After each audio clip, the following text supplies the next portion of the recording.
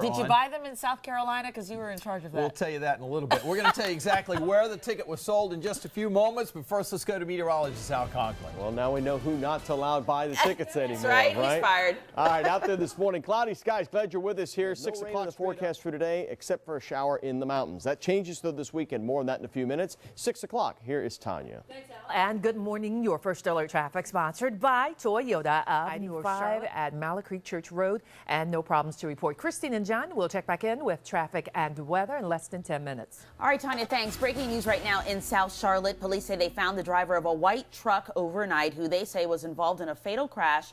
Officers are calling a hit and run. A DOT camera captured a car right next to a white truck on Sharon Road West. Here's that DOT image right here. Witnesses say both vehicles were speeding when the car slammed into a utility pole. 4 people from the car, including 3 children, are in a hospital right now with serious injuries. That driver was killed. Now, cameraman Ron Lee is live at the scene of the crash this morning. He's been working on this throughout the night and into the morning. Good morning, Ron. Tell us, this truck driver turned himself in. Is he facing any charges right now? Good morning to you as well, John, Christine. Well, right now we simply do not know. He's being interviewed right now by detectives who are working the case. I can tell you that he did call 911 and then turn himself in after he saw the stories on local TV newscasts about the accident. Now, people who were down there and who saw the whole thing tell us that they believe that the 2 vehicles might have been street kids under 5 years old. Neighbors who rushed to help were still pretty shaken up. I've never been in a situation where I've been in almost complete shock to the point of I felt emotions, but I couldn't express any emotion. And that's what I felt tonight. Now, the roadway is still closed. It was supposed to be opened by now, but I talked to CMPD officers on the scene, and they tell me that there is so much work to be done, it could be closed for quite a while. On the road, I'm cameraman Ron Lee, WBTV, on your side. The time is 6:03 and new this morning. If you went to bed before last night's $400 million Powerball drawing, you better check your ticket this morning. The winning ticket was sold not too awful far from Charlotte at a gas station off Interstate 20 in Lexington, South Carolina. Now, that's just west of Columbia. South Carolina lottery officials say it is the biggest jackpot in the state's history. Yeah, here are the winning numbers. We'll get right to it so you can check your tickets. 7, 10, 22, 32, 35, and the Powerball number is 19. Now, South Carolina is a really lucky state right now because Powerball says a $1 million ticket was sold in Hampton, South Carolina. The new jackpot is now back to the measly $40 million. Oh, that's just pennies, right? New information now on this bus crash involving dozens of school students from the Charlotte area. Police near Wilmington say the bus collided with an 18-wheeler. 60 students from Concord's Cannon School were on board. 9 went to the hospital. All of them should be okay. Well, attorneys for the Charlotte-Mecklenburg police officer charged in the fatal shooting of an unarmed man say the dash cam video will show their client's actions were justified. 2 attorneys for Officer Randall Carrick say they have seen the video. WBTV's Astrid Martinez joins us now live from our newsroom. She's been looking into this. And good morning, Astrid. I understand Carrick's lawyers have differing views from the lawyer for the victim's family. Well, John, attorneys for Randall Carrick said they wanted to address what they call misconceptions by Chris Chestnut. He's the lawyer for the victim, Jonathan Farrell's family. Now, police say the 24-year-old ran towards officers after they were summoned to a home in East Charlotte following a 911 call about a possible home break-in attempt. Carrick's attorneys described what they saw in the video. The officers gave several verbal commands to get on the ground, at least 3 commands.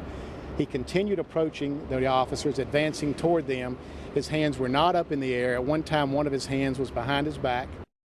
After seeing the video, the attorney for Farrell's family focused on the sequence of gunfire. He says proves the shooting was not justified. No, he didn't panic. He knew what he was doing. He shot, paused, shot again, paused, shot again. He killed. At 6:30, see what Charlotte-Mecklenburg police officers say about the intensive training they undergo to handle just these kinds of situations. Depend on WBTV for the best continuing coverage of the deadly CMPD shooting In the newsroom, Astrid Martinez, WBTV, on your side. Astrid, thank you. Looking ahead, people in Charlotte will soon be able to interact with their neighbors and share information over a secure website. It's called nextdoor.com. Deputy Police Chief Vicki Foster will actually show us how it works during a news conference later this morning. Police say each neighborhood will have its own site so neighbors can ask questions and exchange advice and recommendations. New information on that salmonella outbreak which sickened dozens of people in Cleveland County. It began at a barbecue fundraiser at Sandy Plains Baptist Church in Shelby last week. We've learned the number of cases is growing. 28 people now reported sick. 10 of those cases are confirmed salmonella. Now, 2 people are still in the hospital right now. Public health officials are investigating. If you bought barbecue at the Sandy Plains Baptist Church last week, you're supposed to throw it away. Well, still plenty ahead here on WBTV News this morning. Stay with us. We have new information on the shooter at the Navy Yard in Washington who killed 12 people. Investigators reveal messages were written on his gun. And a Charlotte father of 3 facing deportation. A judge has his family's future in her hands. Hear what the judge ruled and why. You're watching the only Charlotte television station covering news in the Carolinas for more than 60 years. We're on your side at 7 minutes after 6 o'clock. Welcome back to WBTV News this morning, 6:10 on this Thursday morning. And let's take you out and show you what's going on. From our view from outer space, about 22,000 miles up, looking down, you see a lot of gray here. That's a lot of clouds straight ahead. 6:11. Let's check in with Tanya, First Alert Traffic. Thanks, Al, and good fairly nice for you on the major roads. Christine and John, back to you.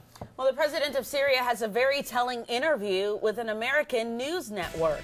See what he says about his government's cache of chemical weapons. And a question for you. Will you ever retire from the workforce? A new survey reveals how many people say no. It might surprise you. You're watching WBTV News this morning, 12 minutes after 6 o'clock. The Washington Navy Yard has been shut down to all but essential personnel. Police are still investigating Monday's killing spree where 13 people died, including the shooter. Susan McGinnis is in Washington, D.C. right now with more on the story. The Washington Navy Yard reopens this morning for the first time since Monday's deadly shooting. His family also says he sought treatment from the Veterans Administration for mental health problems, but the VA says it has no record of that. Susan McGinnis, CBS News, Washington. And VA records do show Alexis sought treatment for insomnia at a Rhode Island 23rd. He followed that up with a VA hospital visit in Washington 5 days later. Well, Syrian President Bashar al-Assad is challenging the United States' suggestion that his regime used chemical weapons. In a new interview with Fox News, Assad called the UN report on chemical weapons unrealistic. He continued to say rebels use chemical weapons. Syria reached an agreement with the U.S. and Russia to destroy the country's chemical weapons. The American threat wasn't about handing over the chemical arsenal. It was about attacking Syria in order not to use the arsenal again.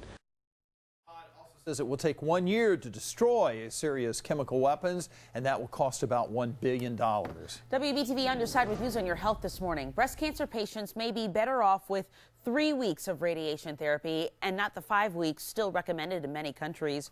Researchers in London say the shorter treatment has similar results and is less damaging to healthy tissue.